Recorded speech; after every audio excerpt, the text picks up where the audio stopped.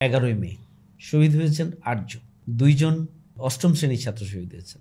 রক্তের বিনিময়ে কোরআনের বিরুদ্ধে চক্রান্ত সেদিন কোরআন প্রেমীরা রুখে দিয়েছিল। 11ই মে 2016 সালে শহীদ হয়েছেন আমাদের প্রিয় রাহবার মাওলানা মতিউর রহমান নিজামী, এবং যেখানেই কোরআনের জন্য রক্ত ঝরেছে সেই জায়গাটাই উর্বর হয়েছে। আসসালামু আলাইকুম বুলবুল ভাই। ওয়ালাইকুম সালাম। কেমন আছেন? আছি আলহামদুলিল্লাহ, আপনি কেমন আছেন? আলহামদুলিল্লাহ। সো আজকে তো বুলবুল ভাই আমরা একটা ভেরি স্পেশাল একটা অকেশনকে সামনে রেখে আজকের পডকাস্টে আমরা আলোচনা করব। 11ই মে পবিত্র কোরআন দিবস। আমরা জেনেছি যে আপনি যেহেতু চাঁপাইনবাবগঞ্জে আপনার জন্ম হয়েছে এবং 11ই মে যে হৃদয় বিদারক ঘটনা ঘটেছিল বাংলাদেশের মুসলমানদের জন্য, সে সময় আপনার একদম সক্রিয় অংশগ্রহণ ছিল।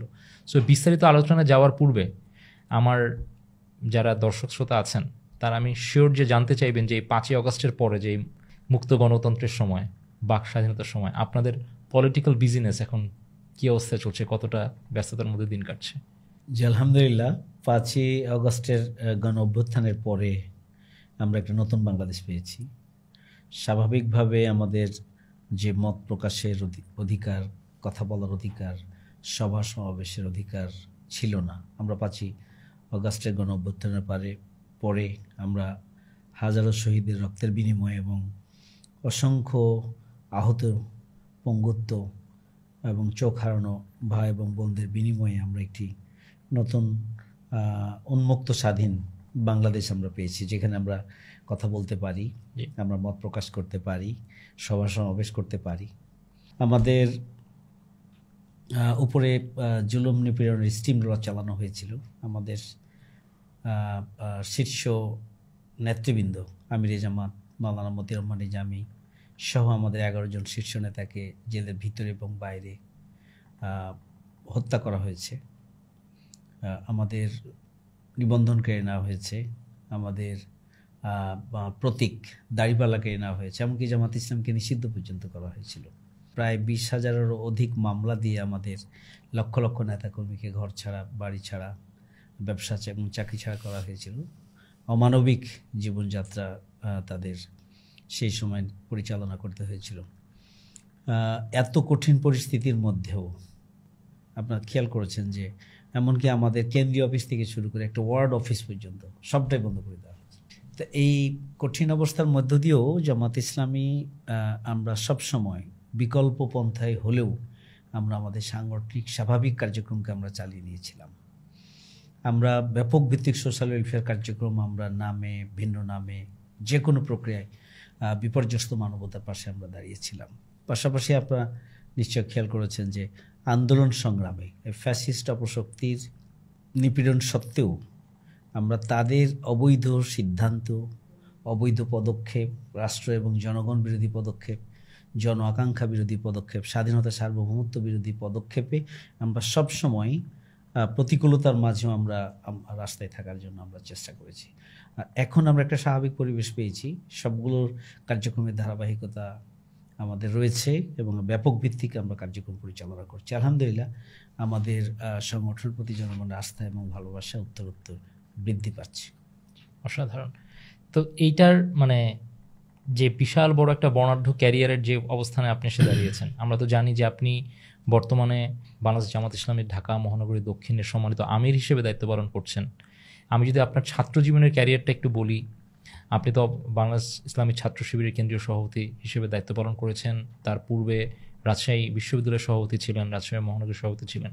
এটা একটা বেশ দীর্ঘ একটা বর্ণাঢ্য রাজনৈতিক ক্যারিয়ার আপনার আছে এবং সেই ক্যারিয়ারে একটি পর্যায়ে হচ্ছে আপনি আপনার কৈশোর জীবনে যখন আপনি ইন্টারমিডিয়েট পড়তেন, ইন্টারমিডিয়েট পরীক্ষার্থী ছিলেন 1985 সালের 11ই মে, যে বিষয়ে আজকে মূলত আমরা আজকে আলোচনা করব আমাদের আলোচনার সামনের সময়, সে 11ই মেকে কোরআন দিবস হিসেবে ঘোষণা দেওয়া হয়েছে। আমি একদম খুবই শিওর এই ব্যাপারে যে আমার যারা অডিয়েন্স এখানে আছেন বা আমাদের যারা অডিয়েন্স আছেন তার মধ্যে বিশাল বড় একটা সংখ্যা আছেন এই জেন জি যাদেরকে আমরা বলছি, কিংবা তার আগের জেনারেশনও যারা আছেন, তারা 11 সম্পর্কে কিচ্ছু জানে না, কিছু জানতে দেওয়া হয়নি।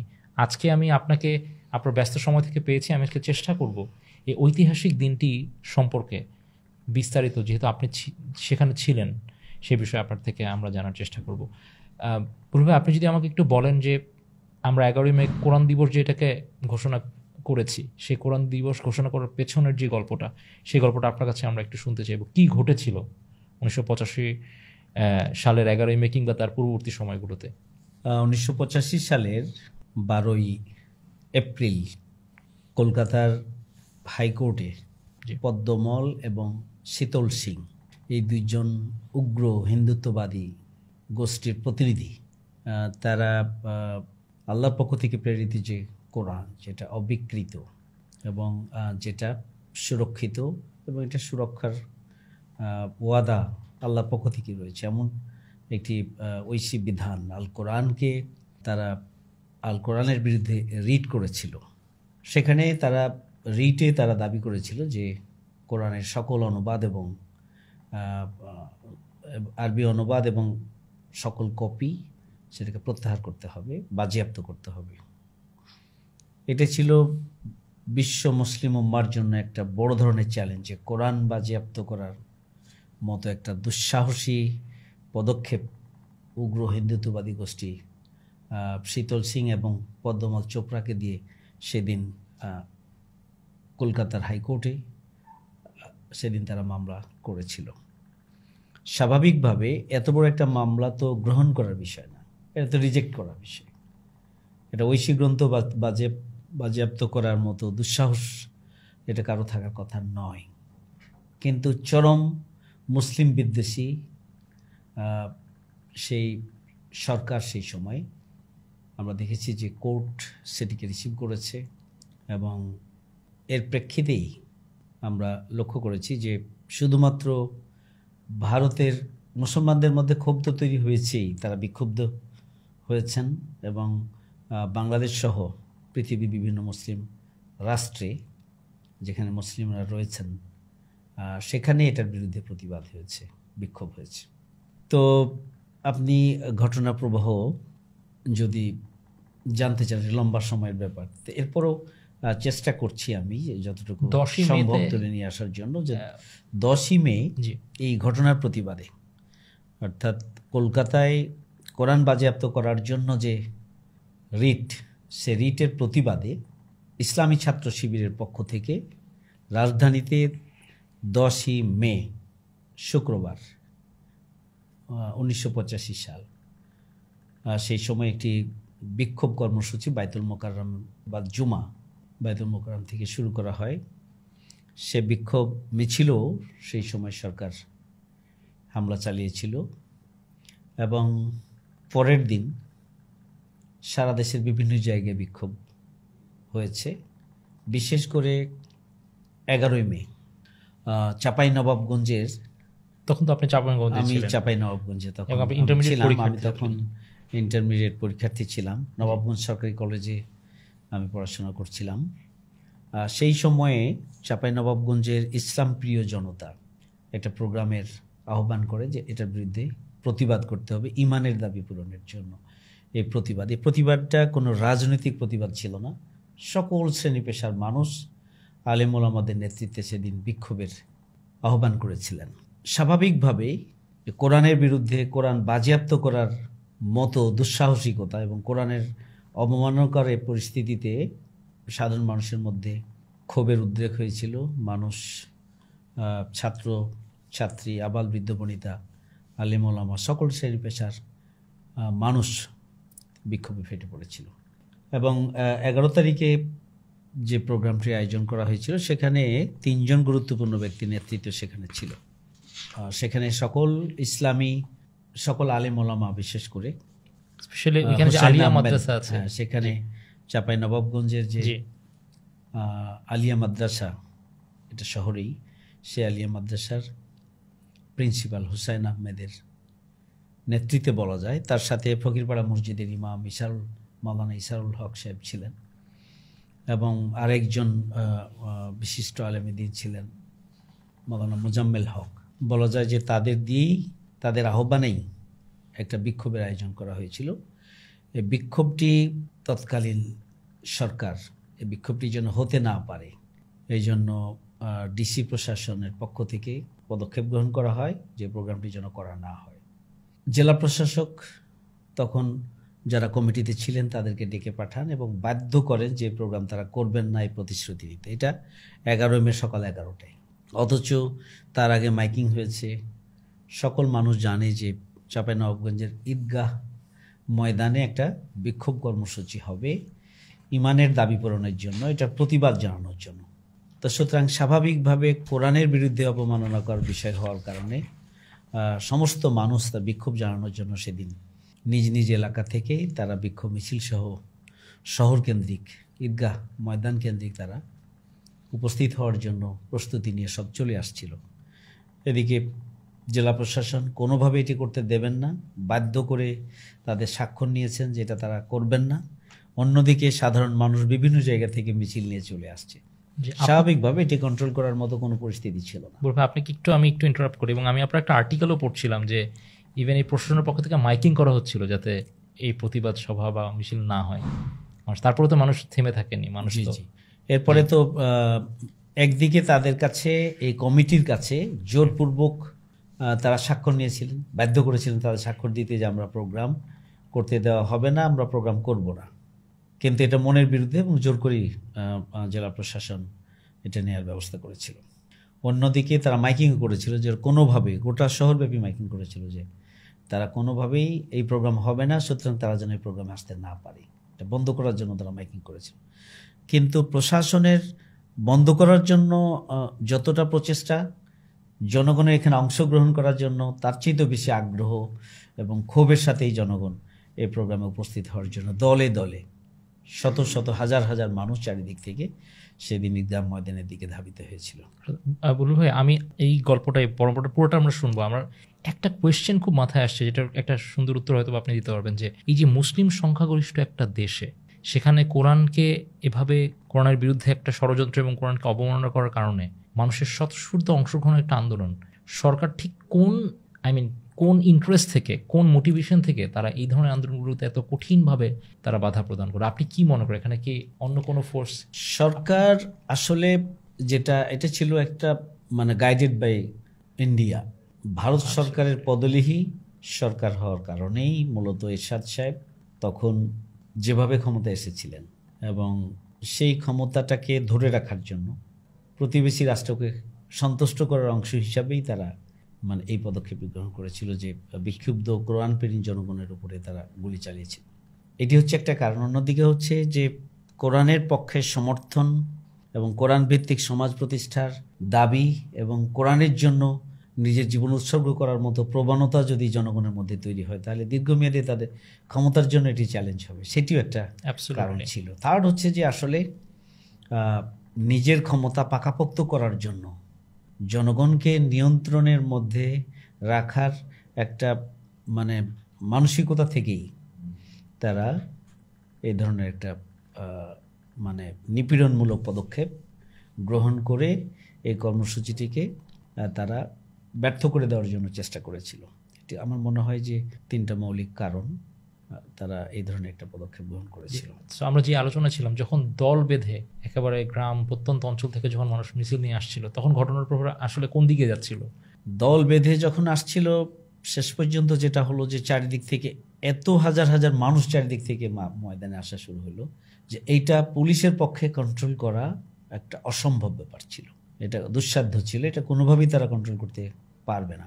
একদিকে জেলা প্রশাসনের নির্দেশনায় পুলিশ শক্ত অবস্থান নিয়েছে, অন্যদিকে জনগণ ইমানের দাবি পূরণের জন্য শক্ত অবস্থান নিয়েছে। কিন্তু জনগণের সংখ্যা তো হাজার হাজার এবং পুরো এলাকার সকল শ্রেণী পেশার মানুষ, আবাল বৃদ্ধ বনিতা সবাই চলে আসছে ইমানের দাবি পূরণের জন্য। এটা তো মেনে নেওয়ার মতো বিষয় নয় যে কোরআন বাজেয়াপ্ত করার মতো একটা ঘটনা, এটাকে কোনোভাবেই স্বাভাবিকভাবে গ্রহণ করার কোনো সুযোগ নেই। যার কারণে সেটা একটা বড় চ্যালেঞ্জ ছিল, প্রশাসনের এটা নিয়ন্ত্রণ করার মতো কোনো সাধ্য ছিল না। আমাদের এখানে যারা উপস্থিত ছিলেন তারা তো নিছক সম্মানিত আলেম ওলামার প্রতিনিধি, বলা যায় যে কোরআনের দাবি হওয়ার কারণে আলেম ওলামারাই সামনে ছিলেন, সম্মানিত আলেম ওলামাগণ সামনে ছিলেন।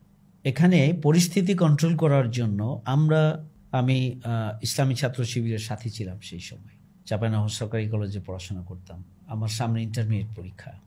আমি সেখানে সরাসরি সূচনা থেকে শুধু নয়, পুরো প্রোগ্রাম বাস্তবায়নে বহুবিধভাবেই এই প্রোগ্রাম বাস্তবায়নের সাথে সম্পৃক্ত ছিলাম। কারণ এটা আবেগটা ছিল কোরআনের আবেগ, এটা কোনো দলীয় চেতনা। আমি ইসলামী ছাত্র শিবিরের সাথে ছিলাম, কিন্তু দলীয় চেতনার চাইতেও কোরআনের প্রতি ভালোবাসা, প্রেম এবং কোরআনের বিরুদ্ধে এই ধরনের অবমাননাকর সিদ্ধান্ত, এটার প্রতিবাদ করতেই হবে।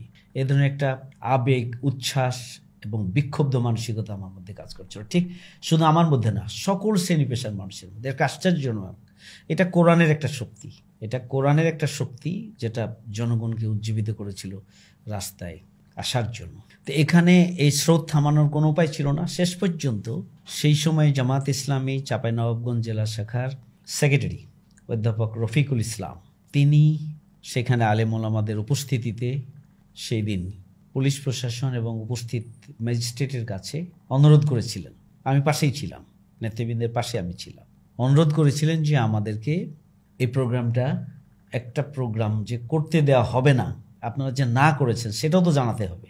তো সেই জানানোর সুযোগটা আমাদের দেয়া হোক, দিয়ে আমরা দোয়া করে চলে যাব। শুধু আমরা ঘোষণা দিব যে আমাদের এই আয়োজনটা জেলা প্রশাসন আমাদেরকে করতে দেবেন না, আমরা আসুন সবাই মিলে আল্লাহর কাছে সাহায্য চাই। এই যে করতে দেবে না, সেই ঘোষণাটাও কর্তৃপক্ষকে তারা, অর্থাৎ আয়োজক যারা, তাদেরকে এই ঘোষণাটা পর্যন্ত দিতে দেওয়া হয়। বলবো এখানে আমাদের অনেক অডিয়েন্স যারা দেখছেন, তখন ওই অনস্পট ঘোষণাদের যে একটা গুরুত্ব, এটা তারা অনেকে ধরতে পারবেন না, কারণ তখন তো ফেসবুক নাই, ইন্টারনেট নাই, কেবলস নাই। সো ওইখানে ঘোষণা দেওয়াটার যে কোনো মানে আর যে কোনো অল্টারনেটিভ ওয়ে ছিল না। সো ওই ঘোষণাটা দেওয়ার জন্য যে তাদেরকে দাঁড়াতে দেওয়ার কথা ছিল সেটা। জি জি জি, আপনি মানে ঠিক বলেছেন। ওই সময় তো সোশ্যাল মিডিয়া ছিল না, ওই সময় তো মোবাইলের কানেক্টিভিটি, মানে মোবাইলের এই ডেভেলপমেন্টও ছিল না। টেলিফোন যেটা ছিল সেটা তো আর মানে খুবই লিমিটেড, এবং এটা বাসাবাড়ি অফিসের সাথে রিলেটেড ছিল। সুতরাং স্বাভাবিকভাবে যারা এসেছেন তাদেরকে পুরো চাঁপাইনবাবগঞ্জের বিভিন্ন এলাকায় তাদেরকে থামিয়ে দেওয়ার তো কোনো স্কোপও ছিল না, সুযোগও ছিল না। স্বাভাবিকভাবে যারা চলে এসেছেন তারা যদি তাদেরকে নিয়ে যদি একটা সমাবেশ করে যদি বলা হতো যে প্রশাসন আমাদেরকে এই বিষয়ে সমাবেশ করার অনুমতি দেয়নি, আইনের প্রতি আমরা শ্রদ্ধাশীল, সুতরাং আমরা সবাই চলে যাব, এবং সেই সময় যদি এই ঘোষণাটা দিয়ে যদি সবাই আবার মিছিল করতে করতে নিজ নিজ এলাকায় ফিরে যেতেন, তাহলে কিন্তু যারা আরও হাজার হাজার মানুষ বিভিন্ন অলিগলি থেকে আসতেছেন, রাস্তা দিয়ে আসতেছেন, তারা কিন্তু বলতো কি হয়েছে, বলছে না প্রোগ্রামটা দোয়া করে শেষ হয়ে গিয়েছে, আজকে প্রোগ্রাম করার অনুমতি নেই। নেতৃবৃন্দ আমাদেরকে নির্দেশনা দিয়েছেন, আয়োজক নেতৃবৃন্দ যারা, তারা আমাদেরকে নির্দেশনা দিয়েছেন যে আপনারা নিজ নিজ বাড়িতে ফিরে যান, বিক্ষোভ করতে করতে আপনারা নিজ নিজ এলাকায় চলে যান। তাহলে ক্ষোভটা তো মিটত, কিন্তু এখানে সেই সুযোগ দেওয়া হয়নি, যার কারণে বিক্ষুব্ধ জনগণ যখন এখানে উপস্থিত, এখানে ঘোষণা দেওয়ার সুযোগও দিল না। প্রোগ্রাম তো করতে দেবেই না, ঘোষণা করার সুযোগটা দিল না যে প্রোগ্রাম যে হবে না। আবার শুধু দাবি দেওয়া হয়েছিল প্রোগ্রাম হবে না, এই ঘোষণাটা দিই, অন্যদিকে আমরা একটু দোয়া করে চলে যাব। সেই দোয়াটা পর্যন্ত করতে যখন দেয়নি, তখন জনগণ তো উত্তেজিত হয়েছে, বিক্ষুব্ধ হয়েছে। এই বিক্ষুব্ধ জনশক্তিকে যদি নেতৃবৃন্দের উপরে ছেড়ে দিত যে আপনারা এদেরকে শান্তিপূর্ণভাবে ফিরে যাওয়ার ব্যবস্থা করেন, তাহলে কিন্তু শান্তিপূর্ণভাবে ফিরে যাওয়া সম্ভব ছিল। কিন্তু সেই সুযোগও আসলে সেই স্বৈর শাসনের আমলের যে স্বৈর শাসক, জেলা প্রশাসক, সেই সুযোগটা পর্যন্ত দেয়নি, যার কারণে ওখানে ওয়াহিদুজ্জামান মোল্লা ছিলেন, লাখো জনতার উপর টিয়ার সেল নিক্ষেপ করছেন। জনগণকে টিয়ার সেল নিক্ষেপ করার পরে যখন এটা সাথে সাথে নিয়ন্ত্রণ করতে পারে নাই, তখন তারা গুলি চালিয়েছেন, এবং গুলি চালানোর পরও কোরআনপ্রেমী জনতাকে যখন এখান থেকে বিক্ষিপ্ত তারা করতে পারে নাই, সেটার জন্য আরও ধৈর্য ধারণ করা তাদের প্রয়োজন ছিল।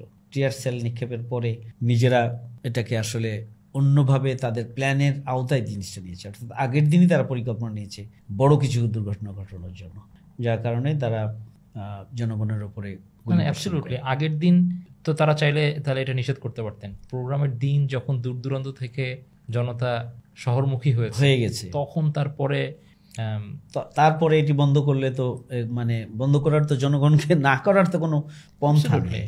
তার মানে এটা পূর্ব পরিকল্পনার অংশ হিসেবে সারা দেশের মানুষের কাছে একটা মানে এক্সাম্পল ক্রিয়েট করা, যে কতটুকু হার্শলি ট্রিট করা যায় একটা অত্যন্ত ন্যায্য, যাতে করে এই ধরনের মোব বাংলাদেশের আর কোথাও হতে না পারে। প্রতিবেশী রাষ্ট্রকে খুশি করার অংশ হিসাবেই এই প্রোগ্রামটাকে তারা যে কোনো মূল্যে বন্ধ করার একটা চক্রান্ত করেছিল, এবং সেটাই তারা এখানে করেছে। অতি দ্রুত লিথাল ওয়েপন তারা ইউজ করা স্টার্ট করেছে। মানে এখানে কিছু জিনিস আপনাদের করতে হবে, সেটা হচ্ছে যে তারা টিয়ার সেল মারছে, এই লাখো জনতার উপরে টিয়ার সেল মানে মেরে এটা কন্ট্রোল করা যায়, এটা অসম্ভব। তাহলে তো বোঝা যাচ্ছে যে তারা এটাকে নিয়ন্ত্রণ তাদের টার্গেট নয়, তাদের টার্গেট হচ্ছে যে এটাকে উস্কে দিয়ে একটা পরিস্থিতি ক্রিয়েট করা এবং সেই পরিস্থিতির সুযোগটা গ্রহণ করে জনগণের উপর, জনগণের এই মুভটাকে বন্ধ করা, যাতে বাংলাদেশের আর কোথাও এই ধরনের মানে কোনো বিক্ষোভের কর্মসূচি জনগণ না নেয় এবং এটা করতে গিয়ে এটাকে থামাতে গিয়ে যেন সরকারকে হিমশিম খেতে না হয়। তখন তো তারা ক্ষমতা কিভাবে নিয়েছিল এরশাদ সাহেব, তো সুতরাং তাদের সবসময় একটা ভয় এবং আতঙ্ক জনগণ নিয়েছিল। এই জন্য জনগণ অর্গানাইজড হোক কোনো ইস্যুতে, এবং কোরআনের মধ্যে ইস্যুতে জনগণ অর্গানাইজড হলে এটা তাদের ক্ষমতায় থাকার জন্য একটা চ্যালেঞ্জ হতে পারে, এটাও তাদের একটা মানে দৃষ্টিভঙ্গি ছিল। এই জন্য তারা এখানে নির্দ্বিধায় ম্যাজিস্ট্রেট ওয়াহিদুজ্জামান মোল্লার নির্দেশে গুলি করার পর জনগণ আরও বিক্ষুব্ধ হয়ে যায়। তখন তারা তাদের স্ট্র্যাটেজি অনুযায়ী পুরো পুলিশ প্রশাসন, সেখানে পুলিশ বাহিনী, আইন শৃঙ্খলা বাহিনী, তারা মাদ্রাসার হলগুলোর মধ্যে, রুমগুলোর মধ্যে তারা ঢুকে যায় এবং এটাকে তাদের নিয়ন্ত্রণে নেয়। নেয়ার পরে যেটা করেছে, জানলা এবং দরজা দিয়ে তারা মানে বিভিন্ন জায়গা থেকে সমানে গুলি করেছে। তাদের নির্দয় এবং মুহুর্মুহুর গুলির মধ্য দিয়েই সেখানে অসংখ্য মানুষ আহত হয়েছে, শত শত মানুষ আহত হয়েছে। যখন এই পরিস্থিতিতেও জনগণ রাস্তা ছেড়ে যাচ্ছে না, তখন তারা বিডিআরকে এখানে তলব করে এবং বিডিআর বাহিনী আসার পরে বিডিআরও নিজেরাও গুলি করে, অথচ স্ট্র্যাটেজি গ্রহণ করে এটাকে শান্ত করার পদক্ষেপ গ্রহণ করতে পারে, সেটা করে নাই। তারা এসে পুলিশের সাথে যুক্ত হয়েছে এবং তারা পুলিশকে এখান থেকে যেমনি, যেহেতু অনেকগুলো মানুষ মারা গেছে, 8 জন মানুষ মারা গেছে, শহীদ হয়েছেন 8 জন। একজন রিক্সাওয়ালা শহীদ হয়েছেন মোক্তার হোসেন, একজন রেল শ্রমিক শহীদ হয়েছেন শহীদ নজরুল ইসলাম, একজন কৃষক শহীদ হয়েছেন শহীদ আলতাফুর রহমান, 2 জন 8ম শ্রেণীর ছাত্র শহীদ হয়েছেন শহীদ শেষ মোহাম্মদ এবং শহীদ সেলিম রেজা, একজন 10ম শ্রেণীর ছাত্র শহীদ হয়েছেন শহীদ রাশেদুল ইসলাম, আরেকজন 10ম শ্রেণীর ছাত্র শহীদ হয়েছেন শহীদ আব্দুল মতিন। তা দেখা যাচ্ছে যে এখানে তাহলে 8ম শ্রেণীর ছাত্র থেকে শুরু করে কৃষক, শ্রমিক এবং সকল শ্রেণী পেশার মানুষ কোরআনের প্রেমে, কোরআনের আবেগে এবং কোরআন অবমাননার প্রতিবাদে বিক্ষুব্ধ হয়ে সেদিন এখানে এসেছিল। এই ধরনের একটা মুভকে নিয়ন্ত্রণ করার জন্য সরকার যদি সেই দিন নেতৃবৃন্দের উপরে ছেড়ে দিতেন যে আপনারা প্রোগ্রাম করবেন না, আপনারা দোয়া করে চলে যান, এই যে আবেদনটুকু ছিল, শেষ পর্যন্ত দোয়া করার সুযোগ দিলেই কিন্তু এত বড় ধরনের একটা ঘটনা। অ্যাবসলিউটলি। এবং সেখানে আমি যখন আপনার আর্টিকেলটা পড়ছিলাম, আমার মানে আমি ইমোশনালি এত বেশি কানেক্টেড হলাম, কারণ আমি দেখলাম যে যারা মুমূর্ষু অবস্থায় ছিলেন, আহত, তারা বাসে করে রাজশাহী যাচ্ছিলেন একটু বেটার ট্রিটমেন্টের জন্য, তাদেরকে পথিমধ্যে বাস থেকে নামিয়ে আটক করা হয়েছে। এবং তার রাতের বেলা পুলিশের স্টেটমেন্টটা যদি আপনি একটু বলেন যে সেই ধরনের পুলিশ কি স্টেটমেন্ট দিচ্ছিল তখন। জি, এইটা তো মানে আরেকটা প্যাথেটিক অবস্থা যে এখানে বিডিআর আসার পরে আরও ম্যাসাকার করলেন। পুলিশ তো নিজেকে ডিফেন্স পজিশনে রেখে মাদ্রাসার হলগুলো ব্যবহার করে সেখান থেকে গুলি করে পরিস্থিতি নিয়ন্ত্রণে নেওয়ার জন্য চেষ্টা করলেন। এরপরও বিক্ষুব্ধ জনগণ যখন যত বেশি শহীদের ঘটনা, যত বেশি আহতের ঘটনা, তত বেশি বিক্ষুব্ধ হয়েছে জনগণ। এবং শেষ পর্যন্ত পরিস্থিতি এমন হয়েছে যে পুলিশের আর নিজেদের রক্ষা করারই কোনো উপায় ছিল না। পরিস্থিতিটা শেষ পর্যন্ত এমন হয়েছে, কারণ হচ্ছে তারা যত বেশি গুলি চালিয়েছে তত বেশি জনগণ বিক্ষুব্ধ হয়েছে। তাদের স্ট্র্যাটেজি ভুল ছিল, এটা যে গুলি করে পুলিশ মানে জনগণকে নিয়ন্ত্রণ করা, টিয়ার সেল মেরে জনগণকে নিয়ন্ত্রণ করে, এত বড় মুভ কোনোদিনও গুলি করে নিয়ন্ত্রণ করা যায় না। যেটা আমরা দেখেছি যে 5ই আগস্টের গণ অভ্যুত্থানে ফ্যাসিস্ট শেখ হাসিনা যেভাবে গুলি করে মানুষকে হত্যা করেছে এবং মনে করেছে যে হত্যা করেই বুঝি আন্দোলন দমিয়ে রাখা যায়, কিন্তু হত্যা করে আন্দোলন দমিয়ে রাখা যায় না। এবং সেটি প্রমাণিত হয়েছে। আসলে সেই সময়ে চাঁপাইনবাবগঞ্জের ওয়াহিদুজ্জামান মোল্লা এবং জেলা প্রশাসনের যে স্ট্র্যাটেজি ছিল সেটি হচ্ছে যে তারা গুলি করে হত্যা করেই তারা এই মুভকে নিয়ন্ত্রণ করবে, কিন্তু মুভ নিয়ন্ত্রণ করা সম্ভব হয়নি। যেটি বলছিলাম, যেটি আরেকটি বিষয় জানতে চেয়েছিলেন যে সেই দিন মারাত্মক আহত যারা, বাসে করে তাদেরকে রাজশাহী মেডিকেলে নিয়ে যাওয়া হচ্ছিল, কিন্তু রাস্তা থেকে এই বিডিআর এবং পুলিশ বাহিনী তারা বাস ব্যাক করিয়েছে, তারা মরলে মারা যাক, গাড়ির মধ্যে মরুক, তারা ব্যাক করিয়েছে এবং থানায় তাদের পুরো গাড়ি সহ আহতদের, কি একটা বিভীষিকাময় অবস্থা যে আহতরা মারাত্মক আহত, ছটপট করতেছে, এই ধরনের আহতদেরকে পর্যন্ত তারা থানায় এনে আটকে রাখলো, সারা রাত তাদেরকে আটকে রাখা হয়েছে। এমনকি তাদেরকে হুমকি দিয়েছে যে রাতের বেলা তাদেরকে পুলিশের পক্ষ থেকে তাদেরকে সবগুলোকে হত্যা করে মাটির সাথে পুঁতে ফেলবে তারা, এই ধরনের ঘোষণাও তারা সেখানে দিয়েছে। খুবই প্যাথেটিক, যে একটা অমানবিক, এটা মানবাধিকার লঙ্ঘন। যে আজকে আমরা দেখছি যে গাজায় যেভাবে হসপিটালের উপরে হামলা হচ্ছে, সেই দিন আমরা দেখেছি যে মানে বিডিআর এবং পুলিশ প্রশাসন এই ঘটনার পরে যারা আহত হয়ে চাঁপাইনবাবগঞ্জের হসপিটালে ট্রিটমেন্ট নেওয়ার জন্য আসছিলেন, সেখানেও তারা হামলা চালিয়েছে। ন্যাক্কারজনক, মানে ঘটনা নিন্দা জানানো আমাদের ভাষা নেই। আমরা অতঃপর ঘটনা পরম্পরায় কি সিদ্ধান্ত হলো মানে ভারতের কোর্টে, এবং এই যে রক্ত ঝরলো কোরআনের জন্য, সেখান থেকে আসলে ফলাফলটা কেমন ছিল? যে রিটটা করা হয়েছিল সেটার একদম আলটিমেট রেজাল্টটা কি ছিল তখন? হ্যাঁ, এটা নিশ্চয় আমার এই ব্যাপারে একটা মানে আমি সেই সময়ের ঘটনাগুলো পুরোটা নিয়ে আমি লিখেছিলাম, নিশ্চয় আপনি সেটা পড়ার সুযোগ হলে সেখানে বুঝতে পারবেন। এখানে ওই দিনই আমরা সিদ্ধান্ত নিয়েছিলাম, আলেম ওলামা এবং আমরা ছাত্র সংগঠন ইসলামী ছাত্র শিবির, জামাত ইসলামী নেতৃবৃন্দ, পরিস্থিতি যখন বড় ধরনের একটা বাঁক নিল, এই পরিস্থিতি কন্ট্রোল করার জন্য কিন্তু তখন আর আলেম ওলামা নেতৃবৃন্দ যারা ছিলেন তাদের পক্ষে এই পরিস্থিতি কন্ট্রোল করার মতো পরিস্থিতি ছিল না, অবস্থা ছিল না। সেই অবস্থায় স্বাভাবিকভাবে একটা ইসলামী দল হিসাবে জামাত ইসলামীকে এবং ইসলামী ছাত্র শিবিরকেই কিন্তু ঘটনা পরবর্তী মেজর ভূমিকা রাখতে হয়েছিল। ওই দিনই আমরা বসে আমরা সিদ্ধান্ত নিয়েছিলাম যে আমরা এটার পরিবর্তে প্রতিবাদে আমরা পরের দিনই হরতাল করব। 12 তারিখে 12ই মে হরতালের কর্মসূচি ঘোষণা করা হয়েছিল। হরতাল বাস্তবায়ন হবে কিভাবে, এটার জন্য আমরা কিছু কৌশল অবলম্বন করেছিলাম সেই সময়। সেটা হচ্ছে যে আমরা শিবগঞ্জ উপজেলা থেকে লিফলেট তৈরি করে নিয়েছিলাম হরতালের সমর্থনে, হত্যার প্রতিবাদে। তখন তো বিষয়টা কঠিন ছিল, কারণ যোগাযোগের কোনো মাধ্যমই ছিল না। তো সেই সময় তো বাসে করে যাওয়া, হুন্ডাই করে যাওয়া সেটাই ছিল। তো সেই সময় তো শিবগঞ্জ থেকে আরেকটা উপজেলা থেকে এটা আমরা ছাপিয়ে, অনলাইনে তো কোনো যোগাযোগের কোনো মাধ্যম ছিল না, ছাপিয়ে আনা হয়েছিল। পরবর্তীতে আমরা অনেকগুলো স্পট ঠিক করেছিলাম। আমাদের তৎকালীন ছাত্র নেতৃবৃন্দ যারা ছিলেন, ওই সময় আমাদের দায়িত্বশীল ছিলেন আনিসুর রহমান ভাই। তো তিনি এখন দিনাজপুর জেলার আমির, তো উনি সেই সময় সেখানে আমাদের দায়িত্বশীল ছিলেন। তো আমরা বসে যেটা সিদ্ধান্ত নিয়েছিলাম জামাত ইসলামী ছাত্র শিবির, যে আমরা হরতাল করব। হরতাল করার জন্য শহরের গুরুত্বপূর্ণ স্পট আমরা নির্ধারণ করেছিলাম অনেকগুলো। একই সময়ে এইসব স্পটে ছোট ছোট করে একযোগে মিছিল হবে। ধরুন একটা টাইম আমরা নির্ধারণ করেছি, খুব পিক টাইম, সেই সময়ে একসাথে 20 জায়গায় 30 জায়গায় মানে বিভিন্ন স্পট ঠিক করে আমরা ওই সমস্ত স্পটে একযোগে মিছিল করেছিলাম। সাইকেল দিয়ে লিফলেটগুলো বিভিন্ন জায়গায় একযোগে আমরা সমস্ত মসজিদ, তারপর হচ্ছে যেখানে জনগণের সংখ্যা বেশি, বাজার, মোড়, এই সমস্ত জায়গায় লিফলেটগুলো আমরা রেখে দিয়েছিলাম, ছড়িয়ে দেওয়া, যে সাইকেল চলা অবস্থায় লিফলেট ছড়িয়ে দিয়ে চলে গেল, আরেক দিকে চলে গেল, একদিক থেকে ছড়িয়ে দিয়ে, এভাবে বহু কৌশল অবলম্বন করে।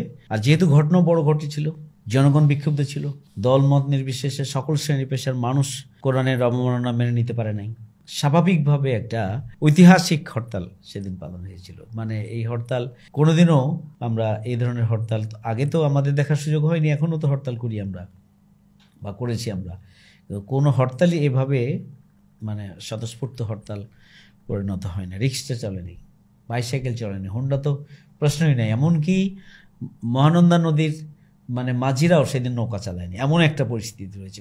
একদম পিনড্রপ চাঁপাইনবাবগঞ্জ, কোনো ধরনের শব্দ নেই, মানে কোনো ধরনের জনগণের স্বতঃস্ফূর্ত সমর্থনের মাধ্যমে একটা ঐতিহাসিক হরতাল সেদিন হয়েছিল। এটার প্রভাব গোটা দেশে পড়েছিল, টোটাল এই ঘটনার প্রভাব সারা দেশকে বিক্ষুব্ধ করেছিল, সারা দেশকে কোরআনের পক্ষে সমর্থনের ব্যাপারে তাদেরকে আবেগী করে তুলেছিল, বিক্ষুব্ধ করে তুলেছিল। এবং এই পরিস্থিতিতে গোটা বাংলাদেশের মানুষ বিক্ষোভে ফেরে পড়েছিল। এবং পরবর্তীতে যেটি হয়েছে যে আমরা দেখেছি যে 13ই মে 12ই মে আমরা হরতাল করলাম, এবং এত বড় একটা ঘটনা যখন চাঁপাইনবাবগঞ্জে হয়ে গেল, এবং কলকাতায় যে জঘন্য মামলাটা দায়ের করা হয়েছে, রিট পিটিশন, এটা যে ইন্ডিয়ার ভিতরে এবং মুসলিম রাষ্ট্রগুলো, বিশেষ করে প্রতিবেশী রাষ্ট্রগুলোতে যে একটা বড় ধরনের বিক্ষুব্ধ পরিস্থিতি তৈরি করেছে, যেটা তাদের আভ্যন্তরীণ কোনো সংকট তৈরি করতে পারে, আবার হচ্ছে মুসলমানদের মধ্যে বিশ্বব্যাপী একটা নতুন পরিস্থিতি তৈরি হতে পারে। এইটা আজ করেই উপলব্ধি করেই অথবা একটা কঠিন পরিস্থিতি থেকে নিজেদেরকে সুরক্ষার অংশ হিসাবেই আমরা লক্ষ্য করেছি যে আপনারা জানেন যে ইতিহাস দেখবেন যে 13ই মে কেন্দ্রীয় সরকার পদ্মা খাত স্থগিতের কেন্দ্রীয় সরকার অ্যাটর্নি জেনারেল তো মনে হয় এটাকে যে অ্যাটর্নি জেনারেল নির্দেশ দিয়েছিলেন কেন্দ্রীয় সরকারের মামলাটা খারিজ করার জন্য, এবং পদ্মা খাত স্থগিতের আদালতে মামলাটিকে খারিজ করে দেওয়া হয় এবং এরপরেই পরিস্থিতি কিছুটা হলেও অবদমিত হয়েছিল। এবং আমরা সেদিন দেখেছি যে একটা বিষয়, বাংলাদেশ 90% মুসলমানের দেশ, কোরআন নিয়ে মানুষের আবেগটি এমন যে কোরআনের বিরুদ্ধে কোনো চক্রান্ত, কোনো ষড়যন্ত্র অতীতেও কখনো সফল হয়নি। আমরা দেখেছি যে 1925 সালে 11ই মের ঘটনার কারণে তারা 12 এপ্রিল যে কোরআনের বিরুদ্ধে তারা আদালতে রিট করেছিল, সে রিট করার মাধ্যমে গোটা এটার যে রিয়াকশন হয়েছিল, সে রিয়াকশনে আমাদের জনগণ, সর্বস্তরের মানুষ সেদিন জীবন দিয়েছিলেন, যে রক্তের বিনিময়ে কোরআনের বিরুদ্ধে চক্রান্ত সেদিন কোরআন প্রেমীরা রুখে দিয়েছিল। সুতরাং দেখা যায় আসলে কোরআনের বিরুদ্ধে কোনো চক্রান্ত ষড়যন্ত্র অতীতেও সফল হয়নি। 25 সালে 11ই মে ঘটনার মধ্য দিয়ে তাদের চক্রান্ত ব্যর্থ হয়েছে। আগামী দিনেও আমরা দেখেছি যে পরবর্তী বহু ঘটনা হয়েছে এবং সব ঘটনাই ধর্ম নিয়ে, বিশেষ করে ইসলামী চেতনা, ইসলামী আকিদা এবং কোরআন এবং ইসলাম বিদ্বেষী কোনো ভূমিকা, কোরআন বিদ্বেষী কোনো ভূমিকা, এইটা এই দেশের জনগণ কখনোই গ্রহণ করে নেয়নি। এবং সরকারকে আমরা দেখি যত বড় সরকারই হোক সবসময় তাদেরকে এখান থেকে পিছু উঠতে হয়েছে। না, অ্যাবসলিউটলি। আমরা মানে আমার এবং আমার কাছাকাছি জেনারেশন মানুষজন একটা জিনিস আমরা উপলব্ধি করতে পারছি এখন, সেটা হচ্ছে যে আমরা যারা মুমিন মুসলিম আছেন বা ইসলামের অনুসারী আছেন, এদেরকে এক্সট্রিমিস্ট প্রমাণ করার জন্য, এদেরকে মৌলবাদী প্রমাণ করার জন্য কি পরিমাণ ক্যাম্পেইন, ইনভেস্টমেন্ট সারা পৃথিবীব্যাপী চলে। কিন্তু আমরা কখনো কল্পনা করতে পারি যে কোনো মুসলিমরা কোনো কোর্টে অন্য ধর্মের ধর্মগ্রন্থকে নিষিদ্ধ করতে বলার মতো, মামলা দেওয়ার মতো একটা এক্সট্রিম অ্যাক্টিভিটি কখনো করেছে। অথচ কিরকমভাবে একটা প্রোপাগান্ডা সবসময় এই ইসলামের বিপরীতে মুসলমানদের এগেইনস্টে সবসময় পরিচালিত। এইটা তো মানে এই বিষয়ে আসলে আপনার মনে হয় কিছু বলা উচিত আমাদের। জি, আসলে বিশ্বব্যাপী মুসলিমদেরকে সন্ত্রাসী হিসাবে, জঙ্গি হিসাবে চিত্রিত করার জন্য সবসময় ইসলাম বিরোধী শক্তি ভূমিকা পালন করেছে। এবং খুবই দুর্ভাগ্যজনক যে ইসলামের মৌলিক দৃষ্টিভঙ্গি যখন তুলে ধরা হয় তখন সেটিকে বলা হয় যে ইসলামী মানে এরা মৌলবাদী গোষ্ঠী, সন্ত্রাসী গোষ্ঠী। আবার আমরা নিশ্চয়ই এটা তো এখন দিবালোকের মতো পরিষ্কার যে আমাদের ফ্যাসিস্ট শেখ হাসিনার সরকার, তারা কিন্তু বাংলাদেশে বহু জঙ্গি নাটক করেছে যে ইসলামকে জঙ্গিবাদ হিসাবে যদি প্রমাণ করা যায় বাংলাদেশে, এবং তার নিয়ন্ত্রণটা শেখ হাসিনা করতে পারছেন, এবং এই জন্য এই ধরনের সরকারই দরকার, এবং তাহলে তাদেরকেই বারবার ক্ষমতায় আসতে হবে, এইটা প্রমাণ করার জন্যই কিন্তু তারা জঙ্গিবাদের নাটক করেছেন। এবং ইসলাম যে একটা শাশ্বত জীবন বিধান, ইসলাম একটা পূর্ণাঙ্গ জীবন বিধান, ইসলামের যে একটা সৌন্দর্য রয়েছে, একটা পরিপূর্ণতা রয়েছে, সকল দিক এবং বিভাগে ইসলামের একটা গাইডলাইন রয়েছে, একটা ভারসাম্যপূর্ণ জীবন বিধান এবং হচ্ছে ইসলাম। অথচ সেটাকে জঙ্গি, প্রান্তিক, উগ্র, মৌলবাদ এগুলো চিত্রায়িত করে মূলত মানে ইসলাম পন্থাকে নিয়ন্ত্রণ করা, ধ্বংস করা, এবং তারা যেন এগিয়ে আসতে না পারে এবং ইসলামের সৌন্দর্যকে প্রতিষ্ঠিত করার জন্য তারা যেন ইতিবাচকভাবে এগিয়ে যেতে না পারে, এই জন্য চক্রান্তের অংশ হিসাবে আমরা দেখেছি ইতিহাসের বাঁকে বাঁকে এই ঘটনাগুলো পৃথিবীর প্রান্তরে প্রান্তরে হয়েছে। আর বাংলাদেশে তো নাটকই মঞ্চস্থ করা হয়েছে। অ্যাবসলিউটলি। এবং যেই মিথ্যা নাটকগুলো মঞ্চস্থ করা হয়েছিল, আমরা এই পরিবর্তিত পরিস্থিতিতে একে একে সেই বিষয়গুলো আমাদের সামনে বেরিয়ে আসছে। এই যে মানে বিশেষ করে 15.5 বছরে আমাদের আওয়ামী ফ্যাসিস্ট শক্তি যেভাবে জঙ্গি নাটকগুলো করেছে, এখন তো প্রত্যেকটা ঘটনায় বেরিয়ে আসছে এবং হৃদয় বিদারক এক একটা ঘটনা, যে কিভাবে নাটক মঞ্চস্থ করতে গিয়ে আমাদের সন্তানদেরকে, আমাদের এদেশের নাগরিকদেরকে একটা নাটক সাজিয়ে তাদেরকে হত্যা করা হয়েছে। বলবে আমি একটু আবারও 85 সালে ফেরত যাই, যে এই যে ঘটনাটা 11ই মে পবিত্র কোরআন দিবসের যে ঘটনাটা, সেই ঘটনাটায় যারা অংশগ্রহণ করেছিল তারা তো আপামর জনসাধারণ, সাধারণ মানুষের আবেগ তাড়িত একটা অংশগ্রহণ ছিল।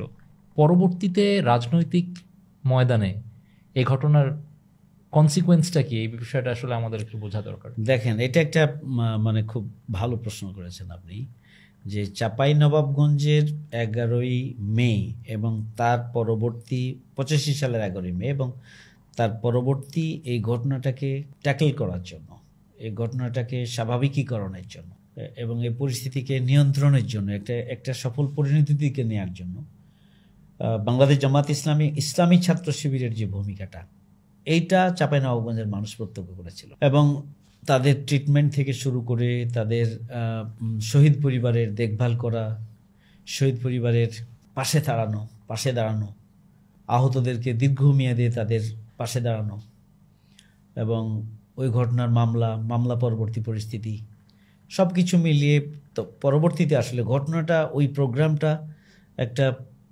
আলেম ওলামাদের একটা ব্যানারে হলেও পরবর্তীতে পুরো জিনিসটাই ইসলামী ছাত্র শিবির এবং বাংলাদেশ জামাত ইসলামী যৌথভাবে চাঁপাইনবাবগঞ্জে এটা এই পরিস্থিতি উত্তরণের জন্য ভূমিকা পালন করেছিল, যার প্রেক্ষিতে আমরা দেখেছি যে 1986 সালের যে জাতীয় সংসদ নির্বাচন, সেই নির্বাচনে চাঁপাইনবাবগঞ্জের একজন তরুণ প্রার্থী লতিফুর রহমান, তিনি সেই সময় ইসলামী ছাত্র শিবিরের কার্যকরী পরিষদের সদস্য ছিলেন। এটা একটা ইন্টারেস্টিং ঘটনা।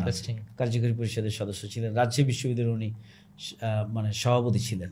আমরা ইসলামী ছাত্র শিবিরের পক্ষ থেকে জামাত ইসলামীর কাছে আমরা সেই দিন দাবি দিয়েছিলাম যে আমাদের চাঁপাইনবাবগঞ্জ সদরের প্রার্থী দিতে হবে লতিফুর রহমান ভাইকে। তখনও তিনি রানিং ছাত্র, ইসলামী ছাত্র এবং সেটি আমরা স্থানীয় জামাতের কাছে আমরা এটা বলেছিলাম, স্থানীয় জামাত কেন্দ্রীয় সংগঠনের কাছে আমাদের বক্তব্যটি সেখানে পৌঁছেছিলেন। আমার যতদূর মনে, আমি তো সেই সময় যেহেতু 86 সাল, আমি সেই সময় তখনও সাথী ছিলাম। তো এই যে টিম আমরা গিয়ে আমাদের জেলা সভাপতির নেতৃত্বে জেলা আমিরের কাছে আমরা উপস্থাপন করেছিলাম, সেই টিমের সাথে আমিও ছিলাম।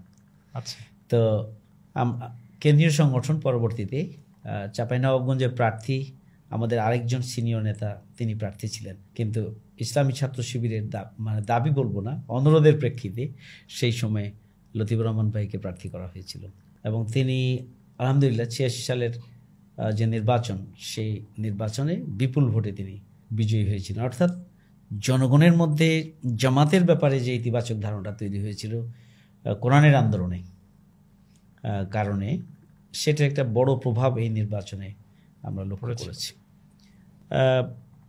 আরেকটি ঘটনা আছে যে আমি নবগঞ্জ সরকারি কলেজের ভিপি ছিলাম। 1987 সালে আমি নির্বাচিত হয়েছিলাম। সেখানে 3টি প্যানেল ছিল।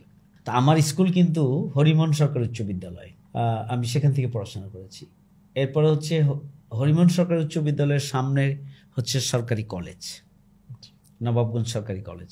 এই সরকারি কলেজের ছাত্র হিসাবে আমি এখানে ভিপি নির্বাচনের জন্য আমি প্রতিদ্বন্দ্বিতা করেছিলাম। এখানে 3টি প্যানেল ছিল।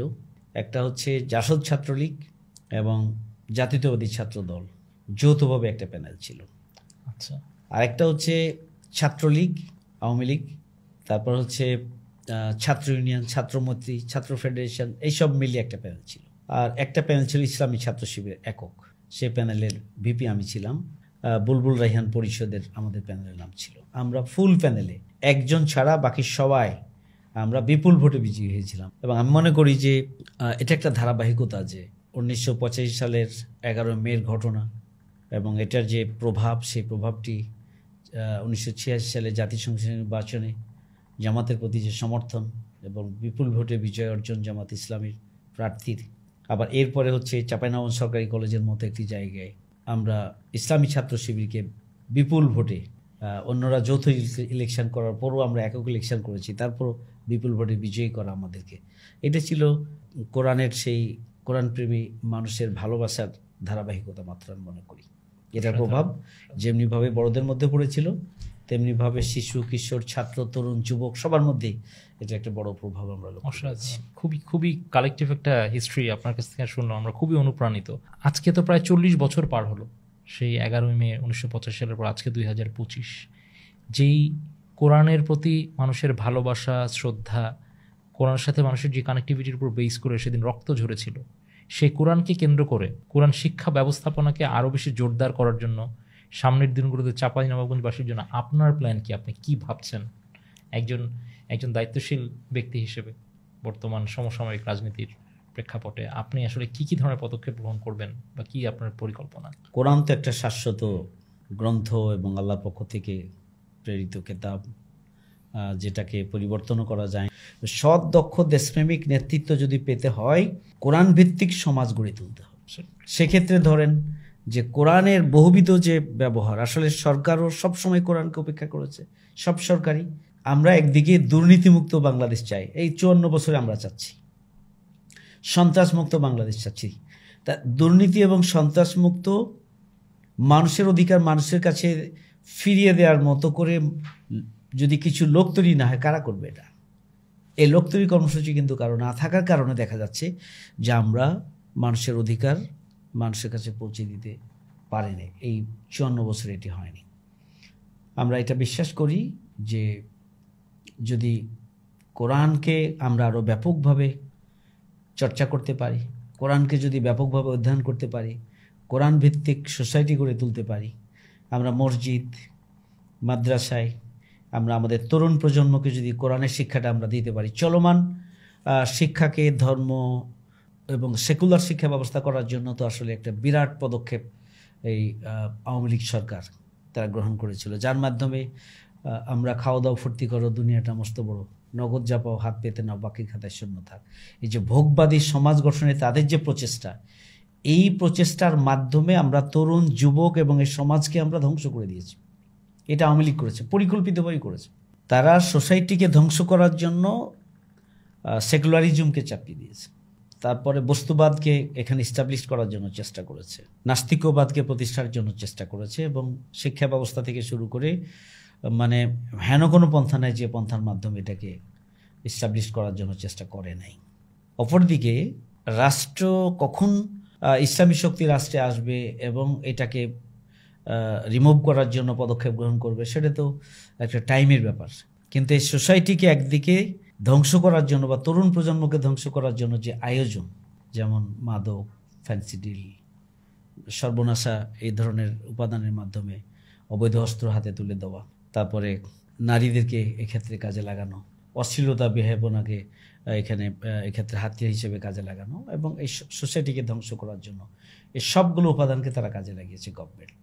গভর্নমেন্টের পৃষ্ঠপোষকতা এটা হয়েছে, কারণ তারা জনগণকে ঘুমন্ত রেখে এবং জাতিসত্তাকে ধ্বংস করে দিয়ে তারা যাতে করে আজীবনই মানে কারো পদলোহী জনগোষ্ঠী হিসাবে তারা বেঁচে থাকে, ঠিক সেভাবেই তাদেরকে ভোগবিলাসের মধ্যে ডুবিয়ে রাখার চক্রান্ত অংশ হিসাবে এটা করেছে। তো স্বাভাবিকভাবেই এখান থেকে সোসাইটিকে উদ্ধার করার জন্য, তরুণ প্রজন্মকে উদ্ধার করার জন্য, নৈতিক অবক্ষয় থেকে এদেশের জনগণকে সুরক্ষার জন্য আমরা মনে করি যে ইসলামী শিক্ষা, বিশেষ করে কোরআনের শিক্ষাটা ব্যাপকভাবে ছড়িয়ে দেওয়ার জন্য পদক্ষেপ গ্রহণ করা দরকার। আমরা দলীয়ভাবে এটা চেষ্টা করেছি, ইসলামী ছাত্র শিবির চেষ্টা করেছে, ইসলামী দলগুলো চেষ্টা করেছে। তো তাদের অপচেষ্টা এবং বাম দলগুলোর অপচেষ্টা একাকার হয়েছে।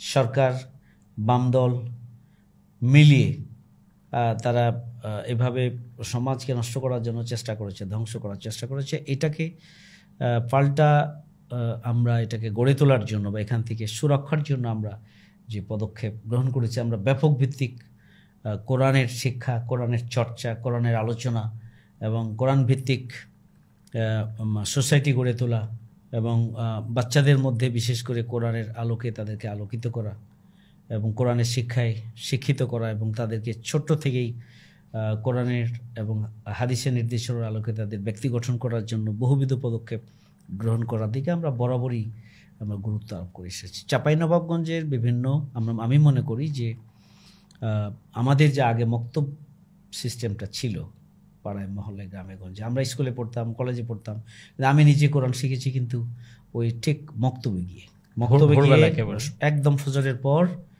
আমার আব্বু আমাকে, একজন কলেজের প্রিন্সিপাল ছিলেন, উনি আমাকে ছোট থেকেই একদম ধরে নিয়ে মসজিদে দিয়ে আসতেন।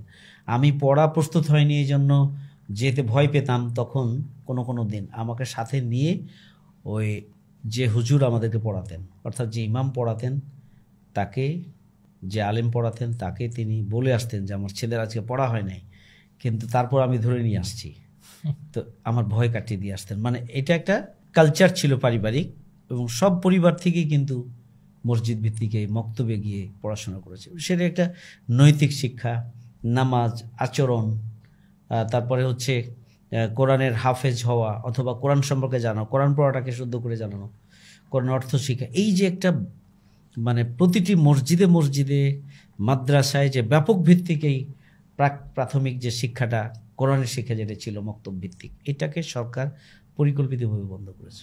বন্ধ করে বিভিন্ন মানে উপ আনুষ্ঠানিক শিক্ষার নামে নৈতিকতা বিধ্বংসী বহুবিধ মানে এই শিশু কিশোরদের উপরে শিক্ষার মানে বিভিন্ন ফ্র্যাকশন চাপিয়ে দেওয়া হয়েছে। এবং এর মধ্য দিয়ে আমাদের এই তরুণ প্রজন্মকে ধ্বংসের জন্য তারা 15.5 বছর ব্যাপক ভিত্তিক চেষ্টা করেছে। তাই আমি মনে করি যে এটা আমরা আগামী দিনে এই জিনিসটাকে অবশ্যই গুরুত্ব দিব যে চাঁপাইনবাবগঞ্জ বা সারা দেশেই মসজিদ ভিত্তিক মক্তবকে আমরা এটাকে আরও এস্টাবলিশ করা উচিত। এটাকে আরও বেশি রাষ্ট্রের পক্ষ থেকে এটাকে আরও বিকশিত করার জন্য, সমৃদ্ধ করার জন্য পদক্ষেপ নেওয়া উচিত।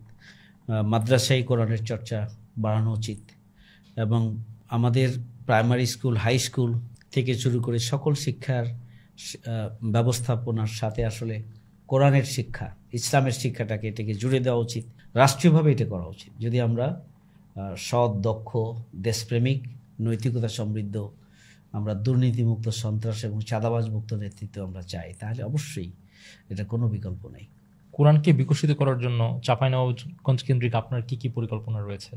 জি, আপনাকে ধন্যবাদ। আমার মনে হয় যে আমি কিছু কথা অলরেডি বলেছি। এরপরে কোরআন ভিত্তিক উচ্চশিক্ষার জন্য বিশেষ করে মিশর, সৌদি আরব, তুরস্ক সহ বিভিন্ন জায়গায় মানে উচ্চশিক্ষার জন্য যারা যেতে চায় তাদেরকে সব ধরনের সহযোগিতা, তাদের পাশে থাকা, কানেক্টিভিটিটা ডেভেলপ করার জন্য আমি পদক্ষেপ নিতে চাই। আর এখানে কোরআনকে সংরক্ষণের জন্য সবচেয়ে বড় মাধ্যম, এটা আল্লাহর কুদরত বটে যে হাফেজ যারা কোরআনের হাফেজ, মূলত তারাই কোরআনকে বুকে ধারণ করেন। আসলে এই আল্লাহর পক্ষ থেকে এই বিশেষ কুদরতের কারণে পৃথিবীতে কোনোদিনও কোরআনকে বাজেয়াপ্ত করে অথবা কোরআনকে ধ্বংস করে অথবা কোরআনের বিরুদ্ধে কোনো চক্রান্ত করেই কোরআনকে জনগণ থেকে বিমুখ করা যাবে না, কোরআনকে বিকৃত করা যাবে না, অথবা কোরআনকে শেষ করে দেওয়া যাবে না। কোরআন শেষ পর্যন্তই থাকবে, কিয়ামত হওয়ার আগ পর্যন্তই কোরআন থাকবে। সুতরাং আমি মনে করি যে চাঁপাইনবাবগঞ্জের যারা হাফেজে কোরআন, তাদেরকে আসলে ট্র্যাডিশনালি সম্মানিত করা হয়। আমি তো মনে করি তাদেরকে গ্র্যান্ড সংবর্ধনা দেওয়া উচিত এবং প্রত্যেক বছরে তাদেরকে উৎসাহিত করা উচিত এবং এ ব্যাপারে লজিস্টিক সাপোর্ট দেওয়া উচিত। এবং সেক্ষেত্রে আমি সবসময় এইসব কার্যক্রমের সাথে চাঁপাইনবাবগঞ্জে আমি ভূমিকা পালন করি। আগামী দিনেও কোরআনের সমাজ প্রতিষ্ঠার অংশ হিসাবেই কোরআন ভিত্তিক সোসাইটি গড়ে তোলার জন্য আরও ব্যাপকভাবে হাফেজে কোরআন যারা, তাদেরকে উৎসাহিত করার জন্য বহুবিধ পদক্ষেপ আমরা গ্রহণ করবো ইনশাআল্লাহ। আজকে আসলে মন্ত্রমুগ্ধের মতো আপনার কাছে হিস্ট্রি শুনলাম, পরিকল্পনা শুনলাম, আমাদের রাজনৈতিক যে বিভিন্ন প্রেক্ষাপট, সে প্রেক্ষাপটে কোরআনের জন্য যখন রক্ত ঝরেছে তার যে একটা পজিটিভ কনসিকুয়েন্স, সেগুলো আমরা শুনলাম। তো আসলে আমাদের যারা বর্তমান প্রজন্ম, তাদের আসলে জানা উচিত যারা কোরআনের জন্য যখন মাঠে রক্ত ঝরে, ময়দানে রক্ত ঝরে, যখন আসলে তার কনসিকুয়েন্সটা কীভাবে আসে, সেটা আপনি আপনার পক্ষ থেকে আপনার ইতিহাসে যা দেখেছেন সে বিষয়ে যদি একটু আপনি আলোকপাত করেন। 11ই মে মুহুর্মুহুগুলির মধ্যে মানুষের আবেগ, উচ্ছ্বাস, নিজের জীবনের দিকে তাদের কোনো গুরুত্ব ছিল না। কোরআনের সম্মান এবং মর্যাদা রক্ষাই যেন তাদের প্রধান লক্ষ্য ছিল। সেই জন্য জীবনকে তুচ্ছ করে দিয়ে পুলিশের গুলির সামনে যেভাবে এগিয়ে গিয়েছেন, বুক পেতে দিয়েছেন। আমরা আজকে যে বুক পেতে দেওয়া দেখেছি মিডিয়ার সুবাদে, আমরা আমাদের আবু সাঈদ, মুগ্ধরা এবং আমাদের শহীদ যারা পুলিশের ফ্যাসিস্ট অপশক্তির সামনে বুক পেতে দিল, এই যে বুক পেতে দেওয়ার প্রতিযোগিতা, যার কারণে নতুন বাংলাদেশ আমরা পেয়েছি। সোশ্যাল মিডিয়া সেদিন যদি থাকতো তাহলে সেদিনও নিজের বুকে গুলি ধারণ করার যে প্রতিযোগিতা আমরা দেখেছি, এটা খুবই বিস্ময়কর এবং এটা কোরআনের প্রেমের কারণেই এটি সম্ভব হয়েছে। অন্য কোনোভাবে এটি কঠিন। আসলে দেশপ্রেম এবং আল কোরআন, এ দুটো খুবই সেন্সিটিভ ইস্যু। দেশপ্রেমের জন্য মানুষ জীবন দেন, দেশের স্বাধীনতা সার্বভৌমত্বের জন্য মানুষ জীবন দেন, ঠিক কোরআন এবং নিজ ধর্মের সুরক্ষার জন্য মানুষ জীবন দেন, অকাতরে জীবন দেন। আমরা সেটি সেদিন লক্ষ্য করেছিলাম। তার প্রতিধ্বনি আমরা এসে দেখলাম 2024 সালের 5ই আগস্টের যে গণঅভ্যুত্থানে আমরা তার পুনরাবৃত্তি দেখেছি। তো আমি যেহেতু আমি শুরু থেকে শেষ পর্যন্ত পুরো ঘটনার সাথে ছিলাম, আমার সামনে যেমনিভাবে শহীদ হয়েছেন, আমার ডানে শহীদ হয়েছেন, বামে শহীদ হয়েছেন, পিছনে শহীদ হয়েছেন, আরও দূরে থেকে শহীদ হয়েছেন, আরও কাছে থেকে শহীদ হয়েছেন, কিন্তু কোনো পিছন দিকে ফিরে নিজেকে সুরক্ষার মতো বা সুরক্ষা দেওয়ার মতো কোনো মানে মানসিকতা কার মধ্যে সেদিন আমরা দেখিনি। সামনের দিকে শুধু এগিয়ে যাওয়া এবং এই বিক্ষোভকে মানে কার্যকর করার জন্য একটা প্রচণ্ড আকাঙ্ক্ষা এবং একটা কোরআনের প্রতি প্রচণ্ড ভালোবাসা এবং আবেগ নিয়ে তারা সেই দিন গুলি থেকে শুরু করে কোনো ধরনের ভূমিকায় সেদিন বাস্তবে তারা এই পুরো ক্ষোভকে নিয়ন্ত্রণ করার জন্য এটা কোনো কাজেই আসে নাই। তো আপনাকে ধন্যবাদ। আমরা চাঁপাইনবাবগঞ্জের 1925 সালের 11ই মের পরের যে চাঁপাইনবাবগঞ্জের গণমানুষের যে কোরআন কেন্দ্রিক বা ইসলাম পন্থা কেন্দ্রিক যে আকাঙ্ক্ষা বা ইসলামী জনতার প্রতি যে ভালোবাসা, সেটা তো আমি আপনার সামনে উপস্থাপন করার চেষ্টা করেছি।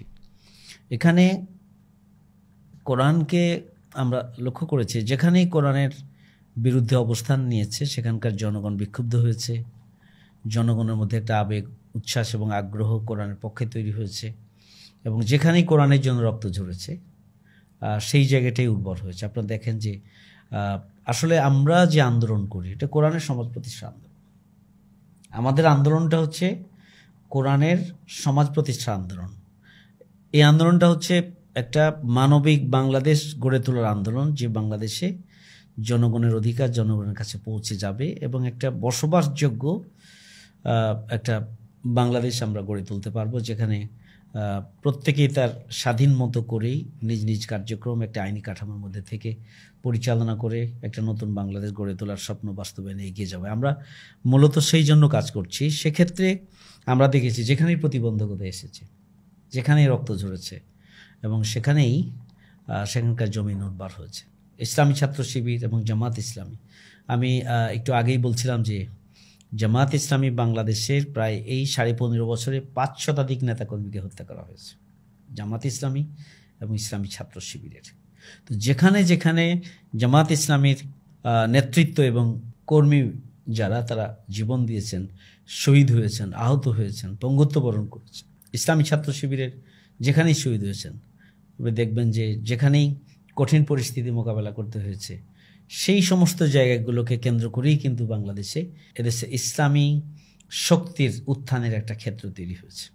রক্ত ঝরিয়ে বা কোরআনের আন্দোলনকে দমিয়ে দিয়ে বা শহীদ করে হত্যা করে কখনোই কোরআন ভিত্তিক সমাজ প্রতিষ্ঠা আন্দোলনকে দুর্বল করা যায় না, নিঃশেষ করা যায় না। সব সময় যেখানেই রক্ত ঝরে সেখানকার জমিন উর্বর হয়। আপনারা খেয়াল করেছেন যে আমাদের সংগঠন তো কোরআন প্রতিষ্ঠা আন্দোলন, আমাদের আমিরে জামাতকে জীবন দিতে হয়েছে, আমাদের শীর্ষ নেতৃবৃন্দ সাবেক আমিরে জামাতকে জীবন দিতে হয়েছে, আমাদের সেক্রেটারি জেনারেলকে জীবন দিতে হয়েছে, আমাদের 11 জন শীর্ষ নেতা যা জামাতের 100 বছরের অর্জন, তাদেরকে জীবন দিতে হয়েছে। তাদের লক্ষ্য ছিল জামাত ইসলামীকে নিশ্চিহ্ন করে দেবে, কিন্তু এটা তাদের বুমেরাং হয়েছে। বরং জামাত ইসলামী আরও শক্তিশালী হয়েছে, জামাত ইসলামী একটা মজবুত সংগঠন হিসেবে প্রতিষ্ঠিত হয়েছে এবং একটা ফ্যাসিস্ট রাষ্ট্র তার সর্বশক্তি নিয়োগ করেও জামাত ইসলামীকে নিশ্চিহ্ন করতে পারেনি। অর্থাৎ জামাত ইসলামীর যে আদর্শ, যেটা কোরআন ভিত্তিক সমাজ প্রতিষ্ঠার যে স্বপ্ন, সেই স্বপ্ন বাস্তবায়নের যাত্রাকে তারা দুর্বল করতে পারে নাই, বরং এটা আরও সমৃদ্ধ হয়েছে, বিকশিত হয়েছে এবং আমরা এগিয়ে যাচ্ছি, আমরা এগিয়ে যাবো ইনশাআল্লাহ। আমাদের অগ্রযাত্রা কেউ দমিয়ে দিতে পারবে না। আরেকটা বিষয় দেখেন যে আমাদের আমিরে জামাত তো মাওলানা মতিউর রহমান নিজামী শহীদ, তিনি তো কোরআনের সমাজ প্রতিষ্ঠা আন্দোলনের তার ঐতিহাসিক অবদান রয়েছে, আমাদের শীর্ষ নেতৃবৃন্দের ঐতিহাসিক অবদান রয়েছে।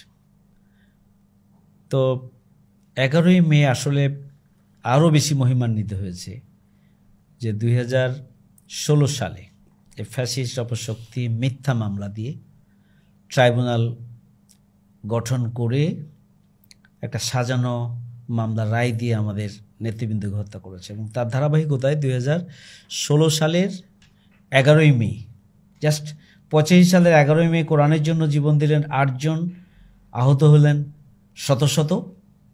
আর এবং 2016 সালে আমাদের আমিরি জামাত মাওলানা মতিউর রহমান নিজামী, যিনি কোরআনের সমাজ প্রতিষ্ঠার জন্য আজন্ম স্বপ্ন লালন করতেন এবং সেই কোরআনের সমাজ প্রতিষ্ঠা আন্দোলনের ধারাবাহিকতায় তাকে শহীদ হতে হয়েছে 2016 সালের 11ই মে। অত্যন্ত নির্মমভাবে তার ফাঁসি কার্যকর করা হয়েছে এবং তিনি শাহাদাত বরণ করেছেন। আল্লাহ রাব্বুল আলামিন আমাদের 1985 সালের 11ই মে যারা শহীদ হয়েছেন, আল্লাহ রাব্বুল আলামিন যেন তার শাহাদাতের সর্বোচ্চ মর্যাদা দান করেন, সেই জন্য আল্লাহর কাছে দোয়া করি। এবং 11ই মে 2016 সালে শহীদ হয়েছেন আমাদের প্রিয় রাহবার মাওলানা মতিউর রহমান নিজামী, আল্লাহ রাব্বুল আলামিন যেন তাকেও শাহাদাতের সর্বোচ্চ মর্যাদা দান করেন। 1925 সালের 11ই মের যে রক্ত, 2016 সালের 11 মের যে রক্ত অভিন্ন, কোনো ভিন্নতা নেই। আমরা বিশ্বাস করি এই রক্তের ধারাবাহিকতায় আগামী দিনে একটি সুখী, সমৃদ্ধশালী, বসবাসযোগ্য, ইনসাফ এবং ন্যায় বিচারের একটি নতুন বাংলাদেশ আমরা পাবো ইনশাল্লাহ। সে অপেক্ষায় আমরা আছি এবং আমরা আমাদের শেষ রক্তবিন্দু দিয়ে আমাদের সামগ্রিক কার্যক্রম সেই লক্ষ্যেই আমরা এগিয়ে নিব ইনশাআল্লাহ।